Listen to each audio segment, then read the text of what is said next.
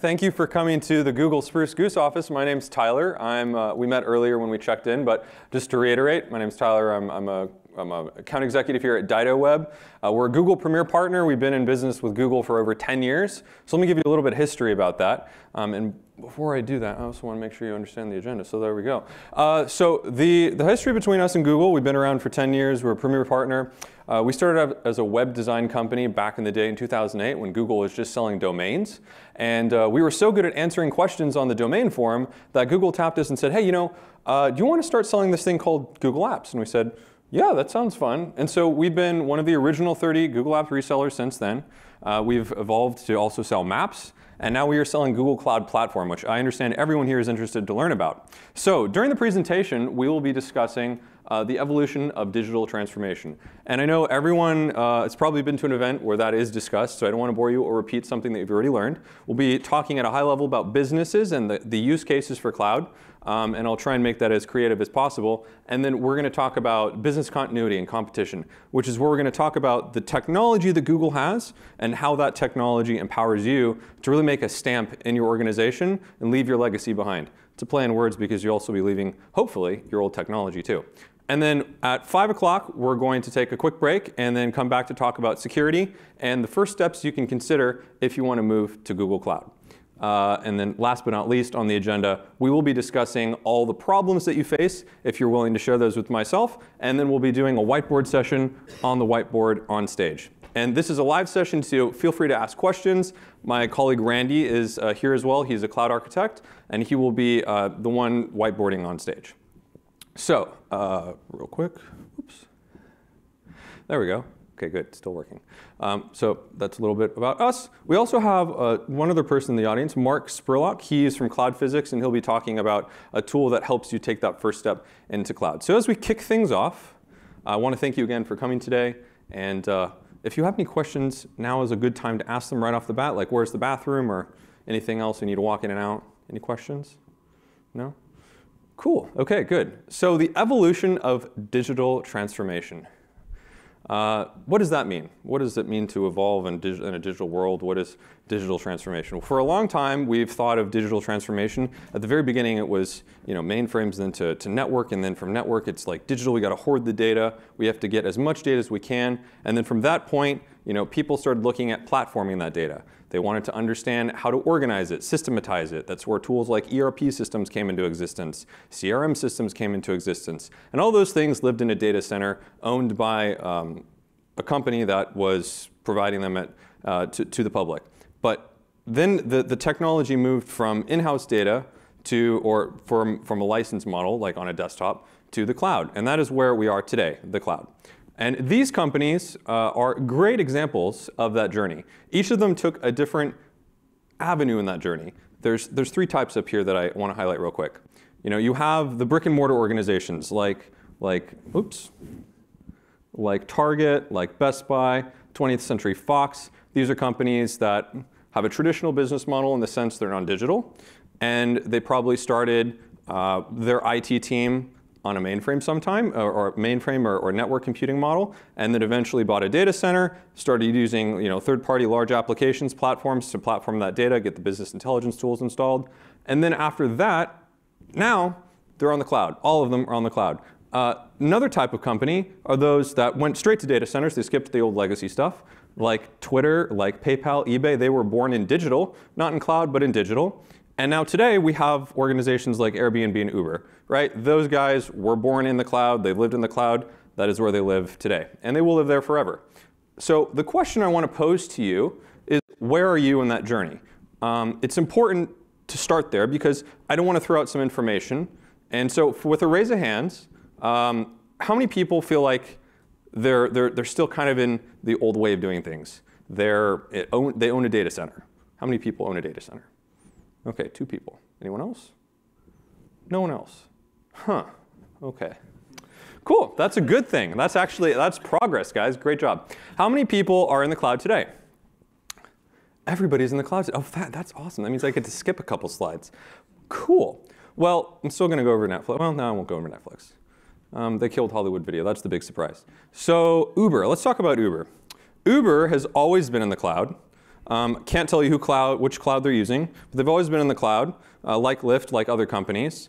And you think about them as a company, the reason they're the company that they are is because they started in the cloud, right? You can't disrupt an industry without really thinking forward and understanding what technologies are at your disposal to disrupt that industry. A lot of companies that are in brick and mortar, a lot of companies that are still like in a retail model or a traditional model of some kind, they haven't fully grasped that yet. And as a result, like the New York taxi service, they're still in decline. Like Uber is destroying the taxi industry. And they probably will destroy it permanently if the taxi industry does not change and innovate the way that they are operating.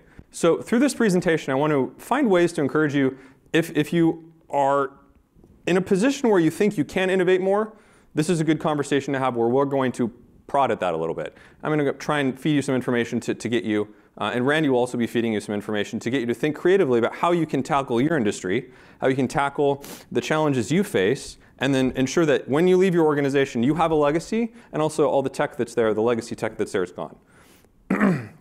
Best Buy. Randy, would you like to come up on stage and talk about how we handled Best Buy? Sure. I think that's a good case study. Hi, everyone. I met some of you earlier, and what do I do? Just push the button? Yep, push the green button. The big green button. Big green button. So I've been with Dido for about 6 months, and prior to that, I spent several decades as a freelance architect. I'm a cloud architect for Dido. And I spent 3 years as an independent consultant with Best Buy at a really interesting time. They were, I actually couldn't believe when I was told what their situation was. They had done forward planning, and they look at the holiday seasons. I mean, you can imagine from Thanksgiving through January is when they have the biggest business. They projected out using the growth that they were expecting, and they saw that their current stack, it was a Java stack, wasn't going to make it in about 3 years.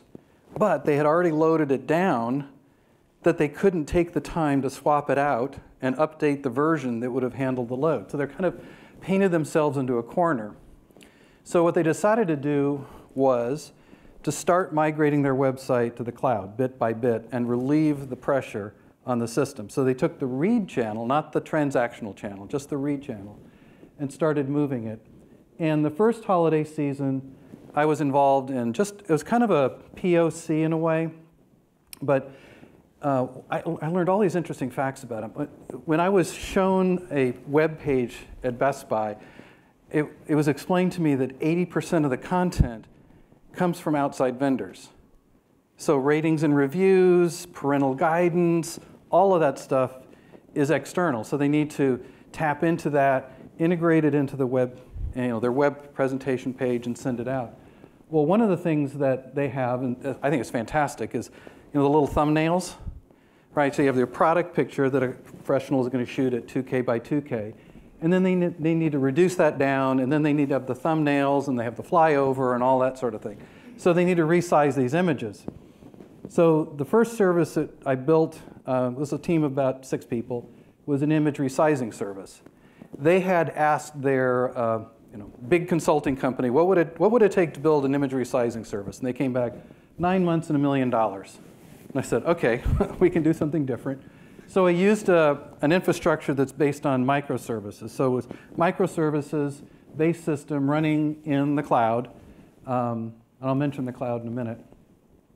And that was built by 6 of us in about, 6 weeks, something like that. Got it up, and I still have the graphs. Over holiday season, it's just flat. It's just hummed along. No issues at all. So they really liked those results. The next holiday season, they decided to implement the whole website in this technology, and that also went really well. And then they got a new CEO, and he said, wait a minute, we're spending all our money sending it to Amazon, and they're our competitor.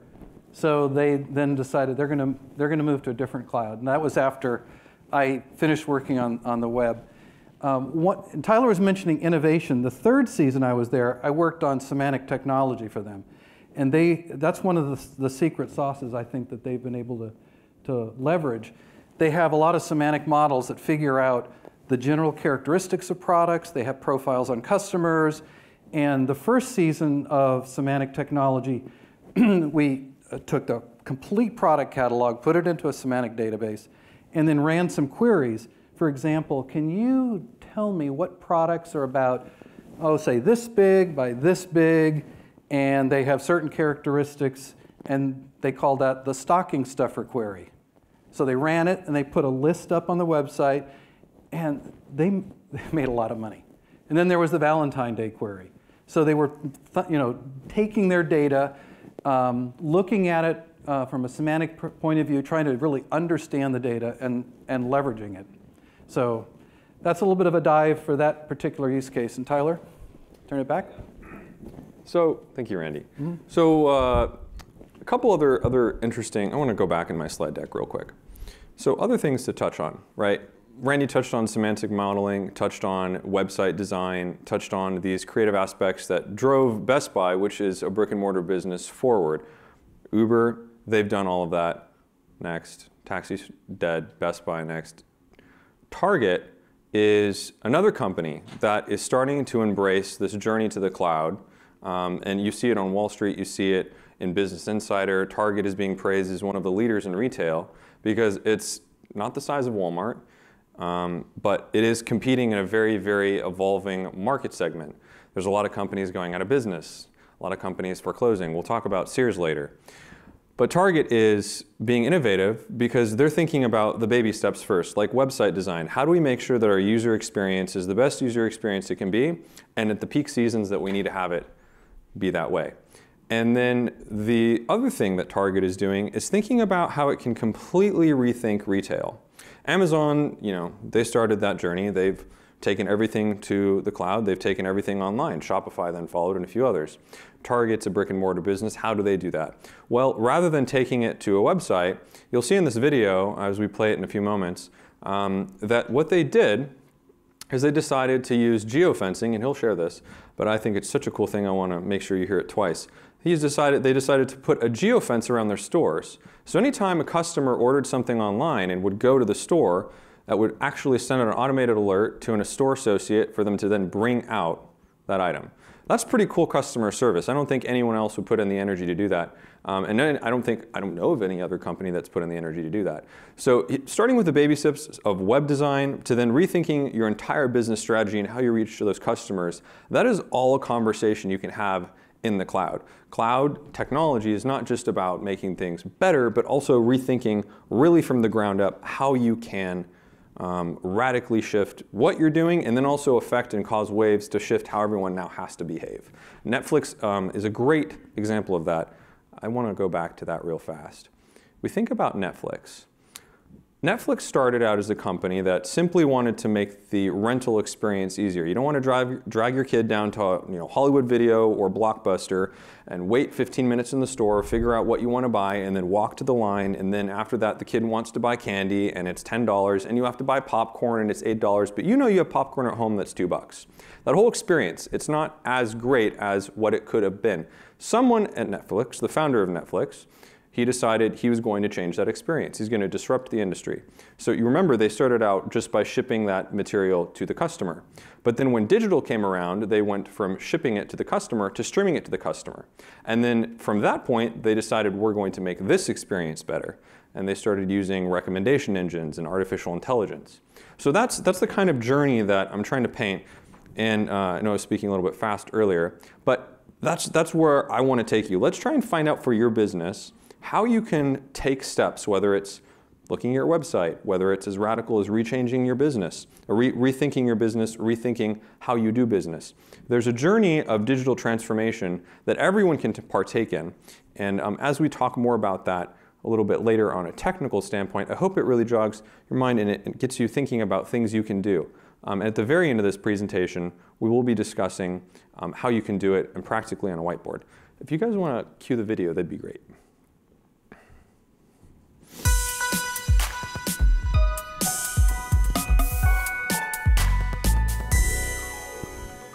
So I couldn't be more thrilled to kick this series off by inviting Mike McNamara from Target onto the stage, Chief Information Officer and Chief Digital Officer of Target. Thank you.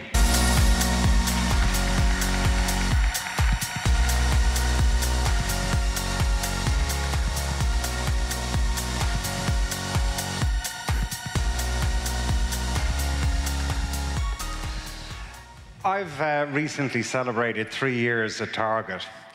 Now, 3 years ago, I didn't know that much about Target, and frankly, I would have been hard-pressed to point to Minneapolis, where I now live, on a map of the United States.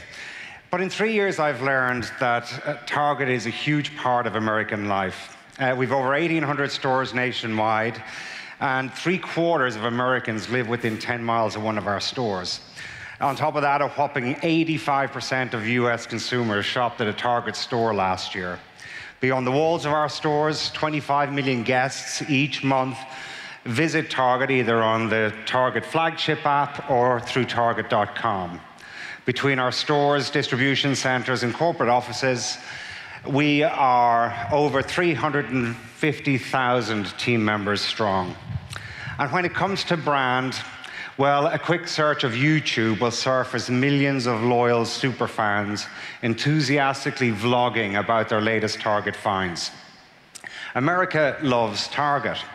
Yet despite all of that love, an outstanding team, and an enviable store base, 3 years ago, Target was losing ground. We were dangerously late on digital, and our technology wasn't keeping pace. So what to do? Well, as a business leader, I see my job in 2 dimensions. Firstly, how do I operate today's business as efficiently and effectively as possible? And secondly, how do I create the business of tomorrow as quickly as possible without messing up what's already there? On the one hand, I want productivity and stability, and on the other, I want speed and disruption. 3 years ago, our systems weren't stable. My first Cyber Monday at Target was a fairly miserable affair. Shortly after launching our Cyber Monday offers, we began seeing contention on a key database.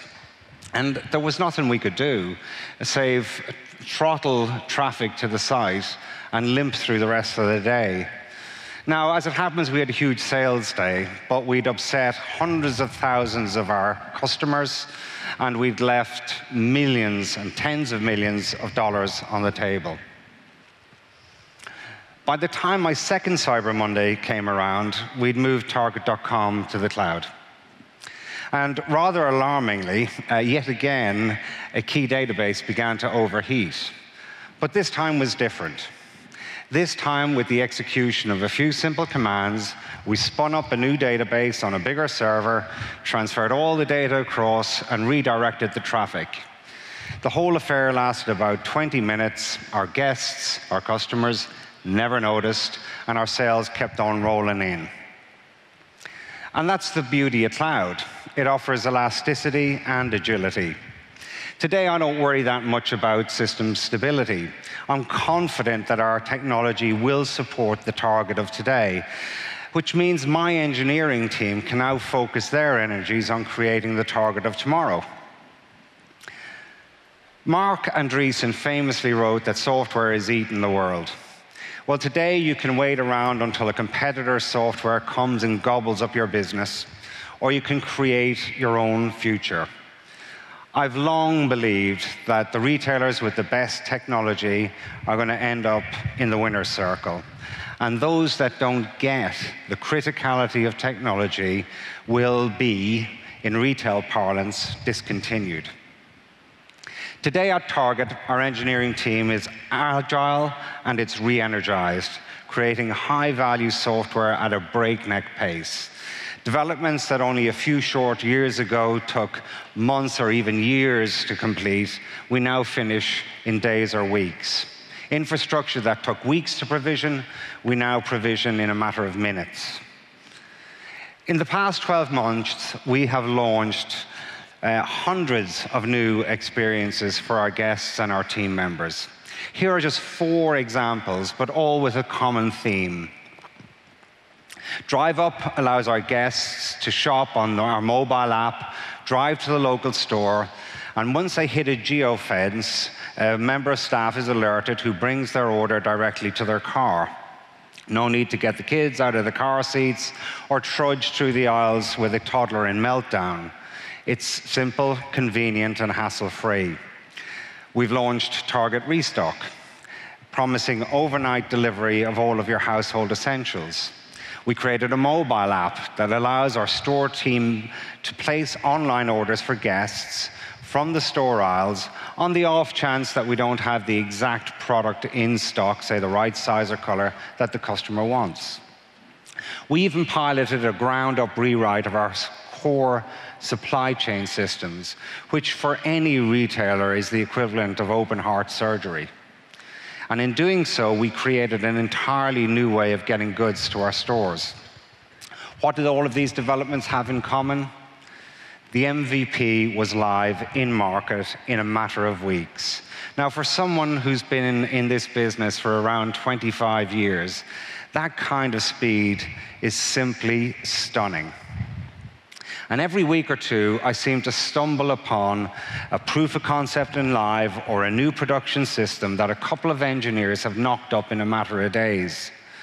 And while they may not all be big things, the combined impact of all of these innovations is quite profound. Google Cloud underpins our speed and innovation. It abstracts all the complexities of the underlying infrastructure away from the software developers, allowing them to focus on value creation. Compute resource is on demand. Infrastructure is just an API call away. As I look into the not too distant future, I see artificial intelligence everywhere. Today at Target, we're using AIs to tackle some of our thorniest problems like supply chain optimization. But we're also using AIs to solve a gazillion everyday little problems. For example, we sell mix and match swimwear online. And we used to rely on photographers to tag their images as being, say, a bikini top or a bikini bottom. Well, those photographers are arty types, and it turns out that accurate data entry is not high on the list of their priorities, and the result, misery. Today, we use a trained AI model to tag the images, and the result is joy. By the way, Google, kudos for TensorFlow, it's kind of magic. There's a lot of hype in the market about cloud and AI. But if you cut through all the marketing nonsense, the TV advertisements, the big billboards at the airport, there is real substance there. And I see that substance every day at Target. Cloud and AI are not the only ingredients, but to make the fundamental change like we did, without cloud, is trying to make grapes. It's trying to make wine without the grapes.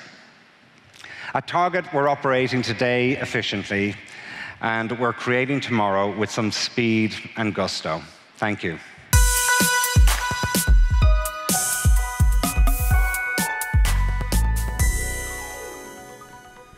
Cool. So I hope you guys see the journey I was talking about earlier, right? I think the CIO of Target laid it out pretty clearly. There's a lot of different ways to look at your business and to think about how you can take steps to either move to the cloud or develop a new process to give your engineers the tools they need to go wild and innovate. I want to give you a couple logos that aren't doing that. These are all companies that are either going out of business, have gone out of business, or are just not, they're barely making it, right? So nobody wants to do or be forgotten. No company, nobody wants to work for an organization that goes under. And I think technology has reached a place, cloud technology has reached a place, where that is the ultimate differentiator. And it becomes the ultimate differentiator when you realize technology isn't about who's got what, because you could have AWS, you could have Google, you could have Azure. It's about who's got the ideas and the talent and the ingenuity to use what you have to transform your organization, right? And Google historically, which we'll talk about very quickly, has historically been ahead. A lot of competitors write research papers. They understand the tech, they understand the future, they see the vision, but they don't execute on it. Google's brought more technology to market for the enterprise that's been able to encapsulate radical transformation than I'd argue the competition. They may have been around longer, but they haven't taken the ideas that are in their head and put them to the pavement in the same way. Sears is a good case study for this. You know, I think I like to talk about Sears. I'm going to pick on them for a little bit. I know you may not be in retail, but thinking from a business standpoint, whether you're a brick and mortar, a small AI startup, a tech company, doesn't matter. What it comes down to is how you think about your business and the resources you have. Cirrus had 89,000 employees. I worked for a startup once that had 15 employees, and it was a moment where if we don't fix something, we don't do something, the company goes under. They had 89,000 employees, and I can guarantee that they never had a massive company-wide stand-up. No, you've probably been in a stand-up at your startup. You know, like, guys, okay, we're going to pull in the product people, we're going to pull in marketing, we're going to pull in the janitor. I want ideas. I need something to keep this boat afloat. Cirrus didn't do that. They had 89,000 brains. What happened? IT employees. They had 1,500 IT employees. It's pretty average for a company of that size, but 15. That's enough to staff a company that's a SaaS company that's well into the $6 or $7 billion range. You know, they're making up. I don't want to name any names, but there are software companies that have that number of employees, and they're making $8, $9, $10 billion. And they're innovating and they're changing the world. So you have 1,500 brains that are specifically IT. You also have $334 million. That's enough money to raise a seed round for a startup to then take on something as big as 15,000, 20,000 employees and transform an industry. So they had all the resources, they had all the manpower and the money. They're in an industry that's undergoing a lot of transformation and change, but what happened? I think it came down to not having the energy behind the ideas and not having the ideas. So these are all solutions they could have gone with to make themselves a little bit better than the competition, right? You could have at least self-checkout, maybe a body scanning app. There's a startup I'm working with in San Francisco.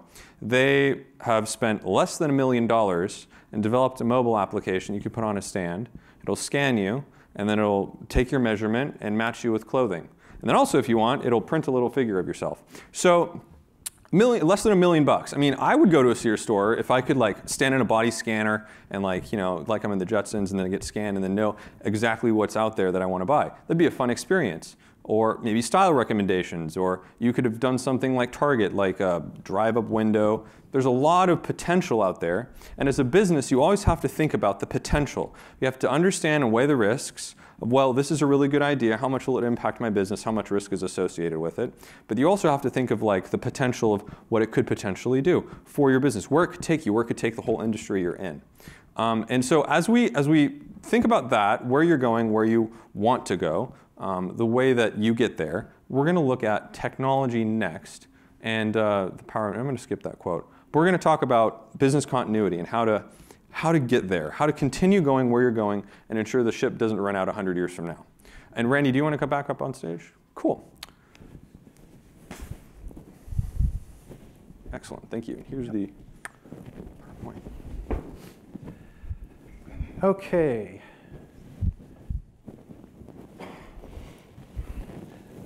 So so I'll give you a little bit of background about myself. I have an undergraduate degree in electrical engineering, and I have an MBA in finance. And I've been a product manager at Microsoft, HP. I've done architecting. Basically, I've been helping companies figure out how to create value with technology. And what has really drawn me to what Google is doing is what was mentioned in the discussion about Target. Now, he stated something that was really important from an architect's perspective, and maybe you caught it, maybe you didn't, but it's the abstraction away from the particulars of the hardware underneath, right? You don't have to worry that your network card has serial number 43702 with a known problem, and you have to write software to adapt to that. All of that is taken care of.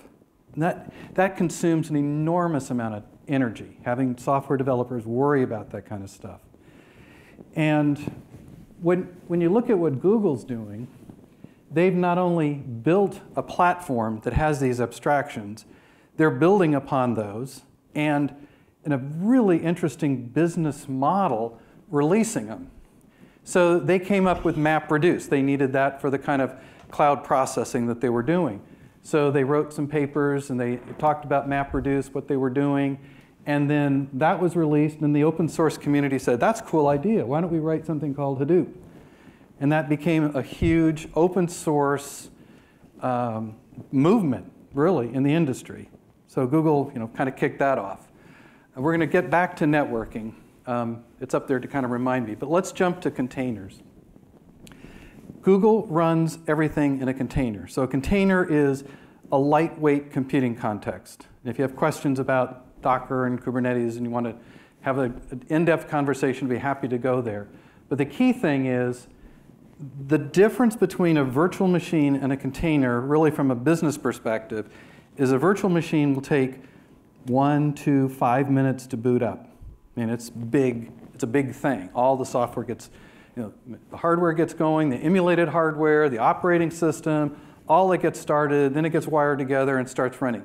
A container is not a virtualization of hardware, it's a virtualization of the operating system. So it just kind of sits right on top of the operating system, and these will come to life in milliseconds. So it's like, poof, I need some containers to do some computing. Now they're gone, I can wire them up. And you start seeing that that's really kind of a powerful thing. There's actually a lot of business implication of going to this technology because it truly decouples developers from the operators. A developer, when you're talking about building software that's released as a container, you build an image for this container and it's immutable. Once the developer develops it on their computer, because these things can run anywhere, you develop it on your computer, it runs, it passes all the tests, and then you don't have to worry about it anymore. You hand it off to an ops guy, and he says, well, given our load, we need to have 5 of these. We need to have more web servers and middleware and whatever.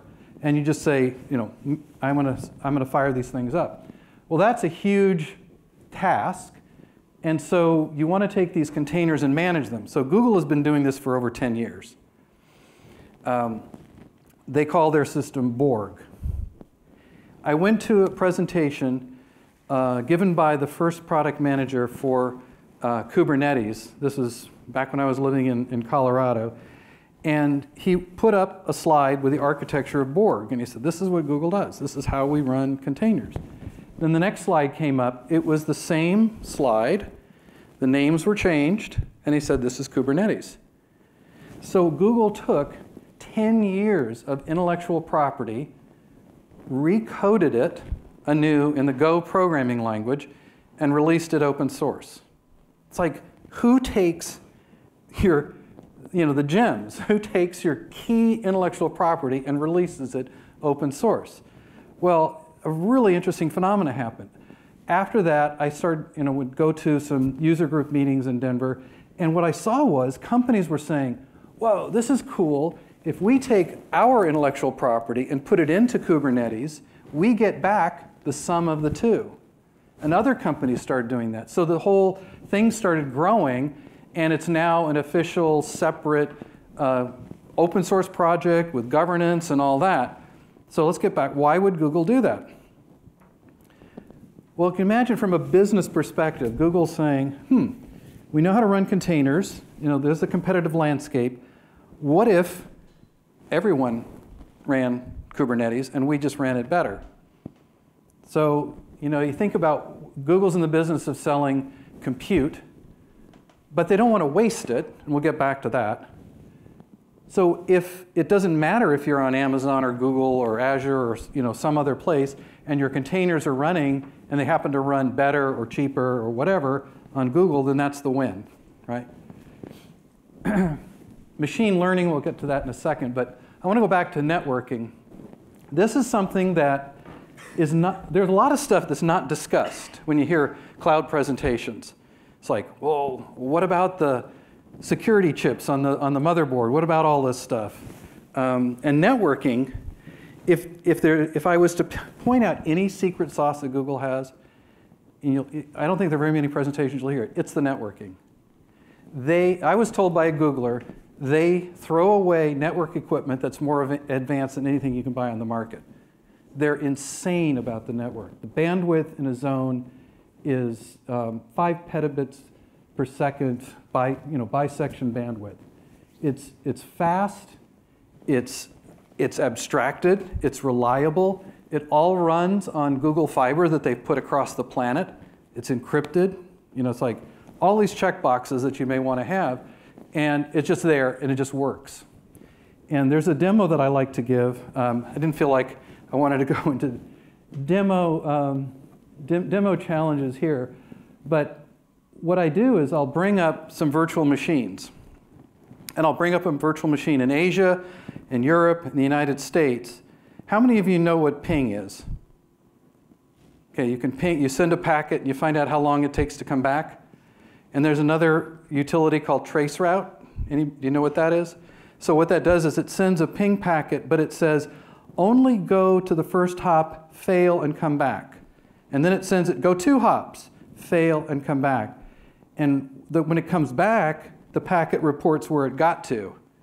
So traceroute is a way to figure out what is the pathway between you and, say, CNN.com. All right, you can use that, you can put, it runs on Windows, it'll run on your Linux or your Mac, and you can start figuring out what the network looks like. So I do this demo where I put these 3 machines up and running, and they're globally distributed, but they're on what looks like a local area network. Right, so that's kind of the first mind twister. It's like, okay, local area network, but it's global. And then I do pings, and it's reasonable. You know, you can't go any faster than the speed of light. But then I do a trace route. So I go from in a virtual machine, I go outside, again, to maybe Target or something like that. You can see that it's going through a lot of hops. Then I do a trace route between this machine and the one in Europe, 1 hop. So it looks like a TCP/IP network, but underneath, it's actually a software-defined network that runs on completely different technology. It actually uses something called a CLOS design that was originated by Bell Labs back in the 50s when they were doing telephone switch design. So that's what Google has underneath. And the point of drilling on this is that when you move to the cloud, sometimes you need a 180-degree shift in your thinking. And sometimes you can just take stuff and just move it up there, and it's just going to run. You'll hear a presentation a little bit later in which you'll hear that there are tools that can assess what's going on and help you just kind of take what you've got here and move it up to the cloud. What I find is that a lot of our customers want to take that as a first step. Remember Tyler was talking about what are the steps that you could take to safely from a business context, identify the risks, figure out what the reward's going to be, and take these steps to go to the cloud. Well, a lot of companies will move things just as they are, and I really don't like the term, but lift and shift. And then once you're up there, you can spin the dial and get more horsepower, you can get more throughput, you alleviate a lot of the pressures that you got if you're in your own data center.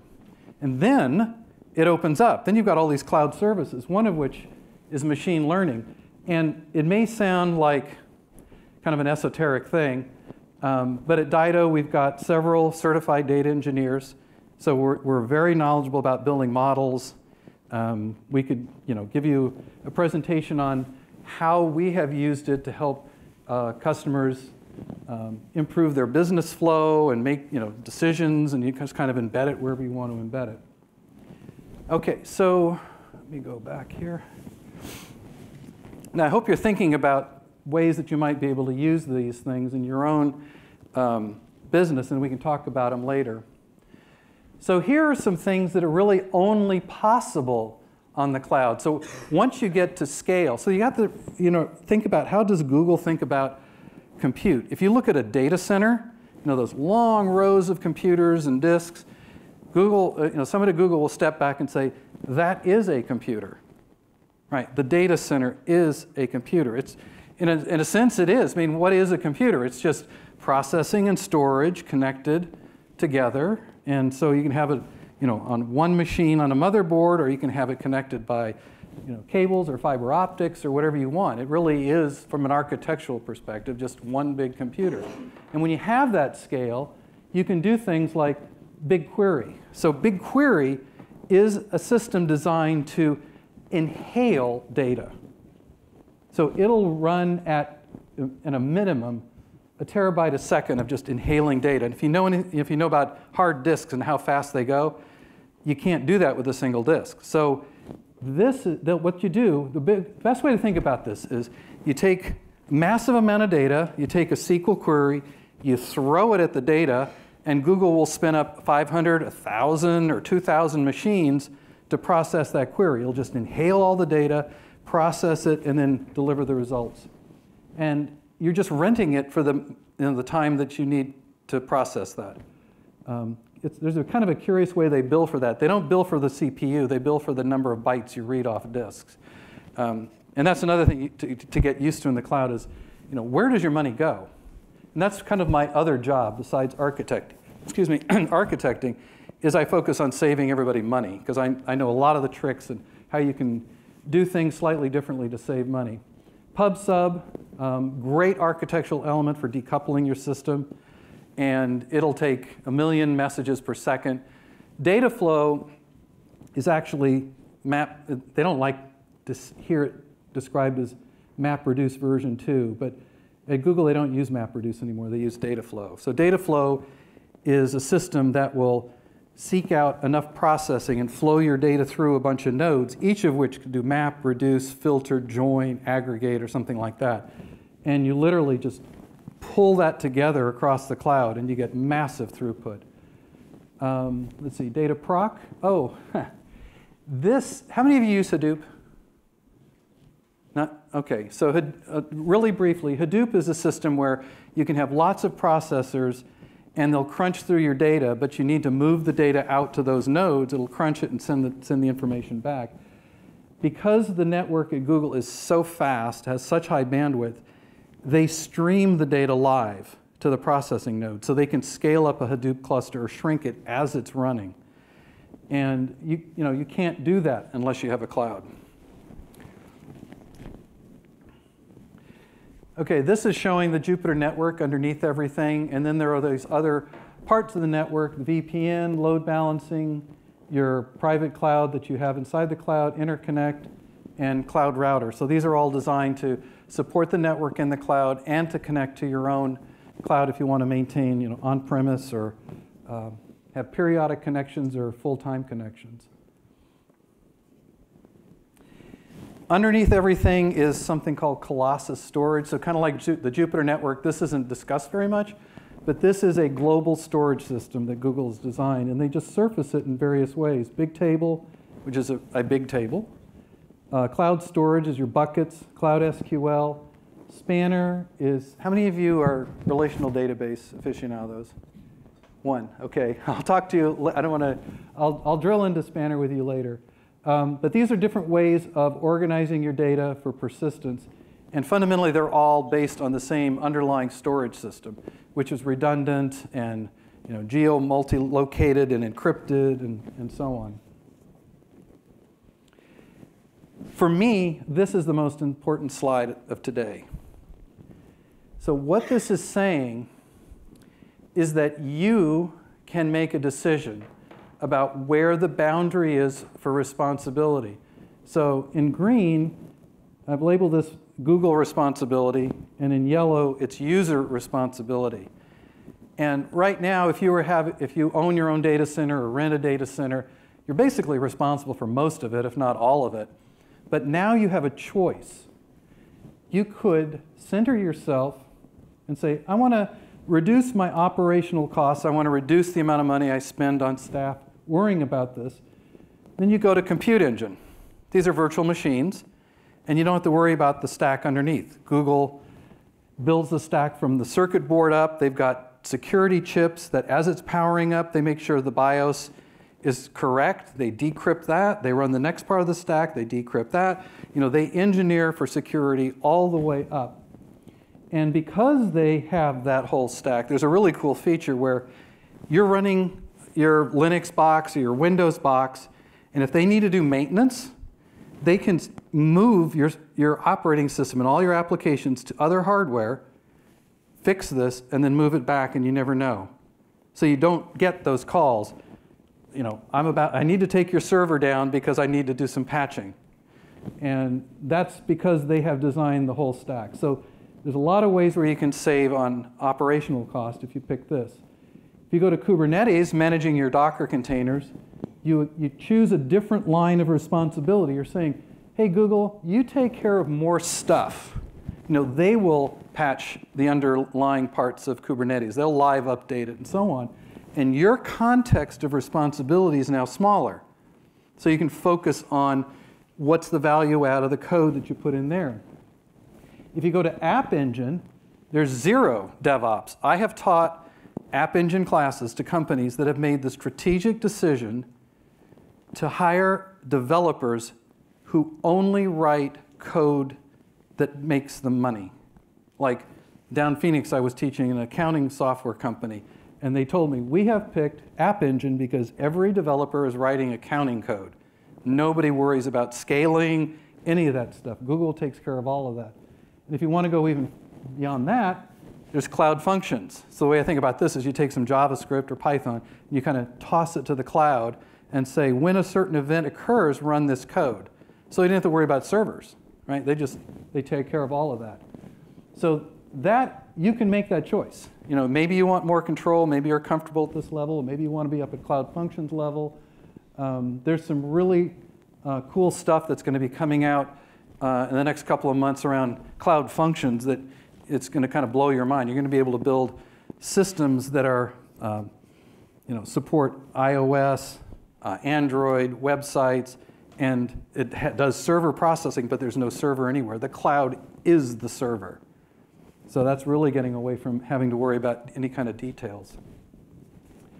OK, so to give me a break and to pass it on to Tyler, who has super passion about this, we're going to pass the baton. Cool. Hey, guys. Hear me? Testing? Great. So talking about machine learning, I know there's a few startups here that are looking at how to leverage AI. And I think I talked to a few of you about TensorFlow. And at the moment, you said you're just looking at this for experiments or low-level work. So there's 3 categories of machine learning capabilities, I like to categorize them this way, that Google has. And some of its competitors, but I think Google has definitely an edge on the APIs that are available. You have TensorFlow, your cloud machine learning. This is what you would leverage if you're a data scientist to build custom models from the ground up and then to run those models, right? Run experiments. There's a lot of other tools out there as well. And there's something that recently came out. I'm not sure if you've ever used this before, but Cloud Auto ML. So this is a fun, really interesting tool. Cloud Auto ML, if you've never heard of it before, was released just last year.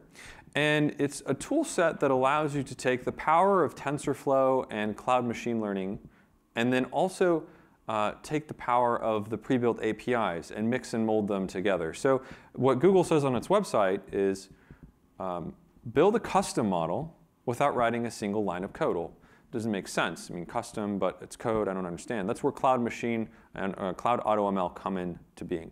So that's the middle segment. If you're like a developer or if you're learning to be a data scientist, this is a great place to live and to play in. And then last, the easiest thing to understand, I'd say, is the ML perception services, right? These are all your APIs. These are things like Vision API, text-to-speech API, visual recognition. These are my favorite things to talk about because you can get really creative there. There was a customer that was trying to solve a business problem, and they were saying, we want to cut our insurance costs down. I was like, OK, well, I don't work for Allstate, so I don't know how to really do that. But we had this conversation, and I was like, OK, I'm a technologist. You want to cut your insurance? Walk me through, what's your business? What do you do? So they're a scooter company. They do scooter rentals. OK, and so I'm guessing you want the users to wear helmets? Is that the goal now? And they're like, exactly. How do we do that? I was like, I'm not a psychologist, but let me think about this. So thought about it for a little bit, and we came to a couple ideas. One of the ideas I can share with you, because I didn't go with it, but it's a really fun idea, is the idea of using the Vision API in the mobile app. You take a picture of yourself as an end user. It recognizes the helmet. You write it to recognize the helmet. And then when it recognizes the helmet, you get a $2 discount. That's a pretty cool idea. And they were like, well, what if someone drives from Pasadena with a helmet just to take the picture? I'm like, no one's going to do that. $2? Pasadena, that's like $12 in gas. So we had a back and forth, but we didn't arrive at a conclusion of using that idea. But that's the kind of creativity you can apply to business problems with these APIs. If you have a mobile app, if you have a challenge in your business, if you're trying to drive a user type of behavior, there's 1,000 ways to look at it. And using these APIs are just the very beginning. So that's one example. The other example I'd like to give is there's a technology that's called the Assistant. And this is based on a variety of API services that Google's mashed into one. And this is what you see on your phone. This is what you see on the Google Home. It understands speech. It understands intent. It connects. It auto-connects to different things. And there's a way to actually use these different APIs for your database and your application or your platform. On a variety of levels. Working with a gaming company, they wanted to be able to scan the screen of the video game that the user's in, see where they were at in that level, and then also find related content on YouTube to tie back to that user. So as the person's going through the video game, rather than having to press pause, walk to their laptop, pull up the screen, search for a way to get through a problem, they'd actually just have suggested content pop up live. That was with Vision API training. Just where they were in a level, you have all the levels, boom, and then it gives you those recommendations on connecting to YouTube. The Assistant was involved in that. And there's other things you can do with the Google Assistant. You can use it for voice to access your database. Hey Siri, how many deals did I close? I mean, sorry, not Siri. Whoops. Assistant? Hey Google, how many? I'm an iPhone user. Google, how many sales did I close today? You closed 4 sales. Oh, that's great. Okay. What's my total revenue now for the month? And if you tie this back to your Oracle database or your Salesforce database, you can do these kind of queries just using your voice on the Google Home. There's an Assistant SDK that's out there, and we've been having a lot of fun playing around with what you can connect that to. You can connect it to your car, even if you want to get real clever in your car and you're a mechanic, you can get in there and play around with the motherboard. The other thing that I'd like to talk about is taking that idea of removing the keyboard and the mouse and making it just a better user experience to chat. So another thing that we're doing with the Assistant API, it's called Dialogflow. That's the version of the API that's a chat version. You can actually connect this to your database, your Salesforce database, Oracle database, what other databases you're using, and you can start running queries, searching for information, and accessing that data in a much more human way, rather than having to log into your database, navigate through the tabs, the sidebar, everything else that's overwhelming, and then find, and then run, and then do, and then it takes you 5 minutes to run a report. You just, pick a tree. What do you want to do? You want to execute a workflow? Are you browsing? You want to browse a report? Keep pressing the wrong button. Browse a report. Okay, you want to browse a report. What report? Revenue report. Okay, what database and revenue report? Salesforce. Okay. Is it pre-populated or are you going to build one? I'm going to pre-populated. Cool. And then boom. Do you want a pie chart or do you want a numbers graph? I want a pie chart. Okay, boom. And it throws it up just in the chat box, just like this. And that's just using this kind of architecture. The input, right, and the actual data, the intent, the code, and then your database. And the external APIs that you might need to help you communicate with that database and run the full query. Very fun thing to do. And I think this is the most innovative thing that Google has put out along everything else, but a lot of people don't give credit to what's possible here. And I have to use my words carefully because there's a lot of innovative stuff. And some people are like, chatbots, those are boring. But I think this is great because think about it. If you took this to the maximum, if you maybe do some more development around what these connectors can do, and if you open up beyond Oracle and Salesforce, you could create a tech ecosystem where there's no more UI. Why would I want to have tabs, windows, pages? So why don't I just have this? Like this is the whole application. That's it. And all you're doing now as a SaaS company is providing the ultimate service of your application. If you're an accounting company, well, what does an accounting software company do? Helps you check the books. Cool. Build that workflow in this box rather than 50 different windows or 12 different pages or hour-long processes. Build it in the box. That's the space you have now to visually explain what you're doing. It's a lot more easy to navigate. Old people can do it. Young people, babies can do it. They can pick up an iPad and they can probably hack your business. I'm just kidding. But this is the future. 30 years from now, UI design, it's going to just be the invisible hand. Chatbots or voice. And Google's breaking into this space much faster than AWS or Azure. So if you're thinking about product development, you're thinking about where to take your product next or how you can get a competitive edge against your current competition. Think about, I know this is going to sound crazy, but think about the invisible UI. Think about chatbots, voice. If you want to even get really creative and start using hands and starting to navigate and use webcams to do that. We've done some work with clients on that as well. It's really fun. And then I'm going to touch on this. This is the concluding slide. I think at the beginning we talked about business and the journey a little bit. We touched on that. And then Randy talked about some of the tools. I briefly touched on the AI. And this is the complete platform, but this is only a glimpse of the complete platform. Google has over 260 icons, hexagons now. I call them Tinker Toys because they're really like Tinker Toys. You just put them together. They're super simple. And it's growing every single day. And Google's putting more money into cloud now than they are some of their other products. I'm not sure if you've heard about this, but Maps, the Google Maps platform, is no longer its own standalone business unit. It's now rolled into cloud, and it's being held under the umbrella of cloud. And all the money that has been going to advertising for Maps and so on, going to cloud now. Everything is going to cloud. Google is putting its best foot forward, and you probably read online. Diane Green will be stepping down. Someone from Oracle will be replacing her. And they will be growing this very, very fast going into the very near future.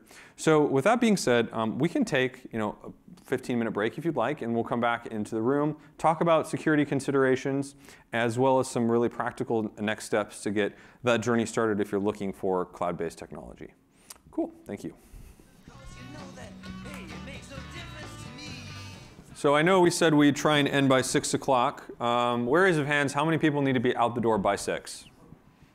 Nobody has to be out the door at 6? That's fantastic. OK, well then we're still going to go to the tour afterwards. And we're going to touch on this real quickly. So I don't want to beat a dead horse. Everyone knows that security is the biggest concern when you're migrating to the cloud. You want to make sure that it's watertight, nothing's going to get in there.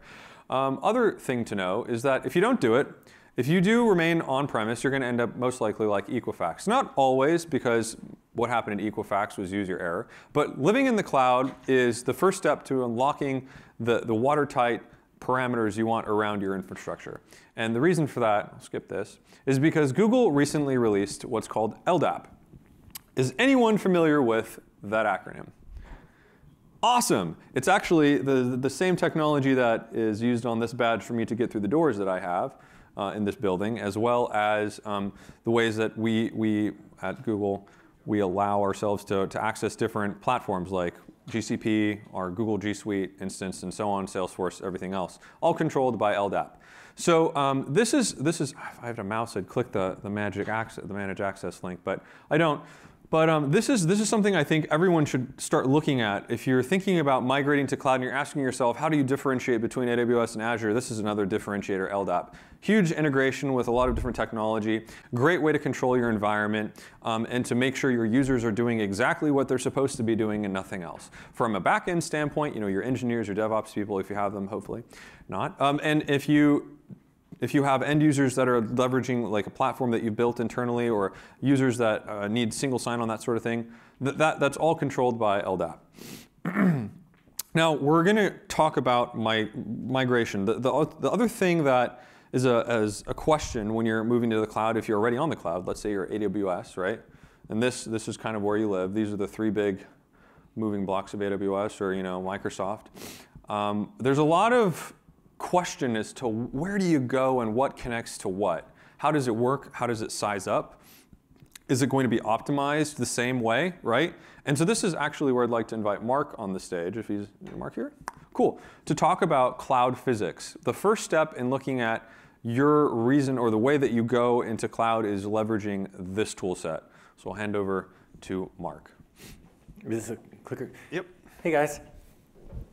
So we're trying to get out of here in what, 10 minutes? All right, so let's be very quick. So some exciting stuff today about GCP. How do I get started?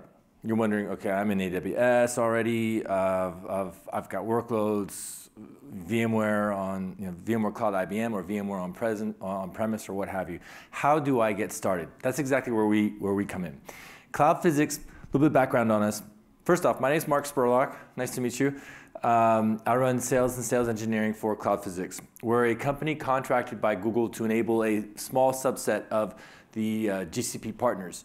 Dido is at the top of the list. We are a management and analytics platform for data center.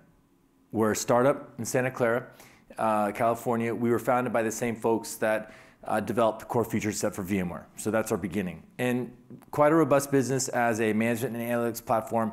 But what we've done, since we're a SaaS solution, is we've created multiple use cases, such as simulating your data center environment, wherever it may be, in GCP, in minutes. Okay? So the idea here is, how do you get started? what we can do, and all you need access to is either your VMware environment or allow us access to, or you create a role for us, read-only, of course, within your AWS environment. And then in about 10 to 15 minutes, we'll present back to you what your environment looks like from a configured state. And then within, if it's an AWS environment, it'll take 15 minutes to 2 hours, depending on how large, to be able to present back to you, including performance data for the last 7 days.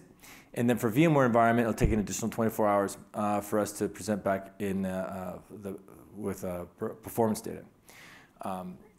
So literally, in order to get started, you're spinning up a vAppliance from the VMware environment, or you're creating a role within AWS, and it'll take you 15 minutes max. So this is how you get started. And what you'll be able to do then is you'll be able to slice and dice your environment any way that you would like to, by any way that you've logically defined your environment, by data center, by cluster, what have you, by application, by any type of tagging that you have within either your VMware environment or your AWS environment, or you can create tags within Cloud Physics. And then, because of the data that we work with, so I went back, why was it important, why we're a management and analytics platform for data center. We're actually the most robust. So we work with the most granular data available in the industry. That's great for data center admin, our legacy audience, but for you, what this allows you to do, it allows you to understand what your environment costs and the most optimized view available in the industry in GCP. So 20-second granularity of data for your virtualized environment within VMware, 1-minute granularity of data within AWS. So what that typically means is, instead of I'm working with spreadsheets, it's taking, or I'm running RV tools or something of the sort, it's taking me a month to pull this information. In minutes, you now have the ability to sort your environment based upon service levels, 5 nines reliability, 3 nines reliability, 2.5, what have you. Instead of your configured state, and what that typically, or rather on average, equates to about a 40% reduction in cost to you for your workloads when you migrate them to GCP. 40% reduction without additional discount. All right? So that's essentially what we enabled you to do, to size your requirements within GCP based upon your utilized and consumed state versus your configured state. This making sense? Yes? So Mark, just a clarification. So when you say consumed state, does it mean the amount of data you're like downloading or uploading, as opposed to just the space or the real estate that you're acquiring in the cloud? Both. Okay. Yeah, exactly right. Both. Any other questions? So pretty simple. How to get started? Talk to your friends at Dido, and they will introduce. They will invite you. You'll receive an email with a URL. You click on it. You follow the wizard. Take you 5 to 10 minutes to spin up. If you need any assistance, there's a button there that says Help. You click on it. We're there. Cloud Physics will be there to help you spin up your environment, and then sit back. You can log in. Your analytics will be immediately available, or you can wait. Typically, Dido will circle back to you within 7 days or so to review the assessment. The assessment automatically runs for 30 days. If you wish to go longer, you can. Now, we are a big data shop I know a bit hackneyed, but we are the single largest data lake actually in the IT industry, focused exclusively upon IT infrastructure management. What that means to you is that if you leave us connected, this is all free of charge, absolutely zero charge for all this. If you leave us connected, migrating to cloud is a journey. So you can start with your first workloads, maybe a POC. A month later, 2 months later, you identify, that worked out well. Now let's look at a couple more workloads that we would like to consider, or an application. You might migrate that 6 months later, 12 months later. And as long as you're connected, whenever you log back in, you'll have that much historic data to work with. Understand exactly how your application or infrastructure is running. Completely free of charge. And that allows you to model it exactly as you need, because there are predictive analytics as well that we've designed. Model it exactly as you would need for your actual consumption as you will be in the cloud. Okay? So free of charge, easy to start, hopefully very effective. And Dido's been a phenomenal partner for us to work with, so hopefully we'll all three get to work together. Cool. Thank you. Thanks, Mark. Great, great, great. So this leads us on to the last part of the presentation. We wanted to talk about brainstorming. We want to start answering some of your questions and whiteboarding, right? Whether you're a hybrid environment and we want to meet you where you're at, whether you're using any of these technologies or other things. We want to also be there with you in that journey to containers, if that's something you're considering. So all of this, start thinking right now. Start pondering what questions you want to ask us. These are some of the examples of how we can architect in the cloud, right? You got a web application, you have an IoT setup, you have something like live streaming, you have DR and application replication, or you want a recommendation engine like Netflix, or fraud detection. Cool. That concludes our presentation. We're very thankful that you came today. Thank you so much for learning, and we hope that you got something useful from this presentation. We'll be issuing it out in a recording in a full format of how it took place today for you that showed up, and then those that did not show up, we'll be breaking it out into chunks and delivering it via email. So if you have any questions, please issue them over to Randy, and that concludes the presentation today. Thank you. Great. Thank you very much.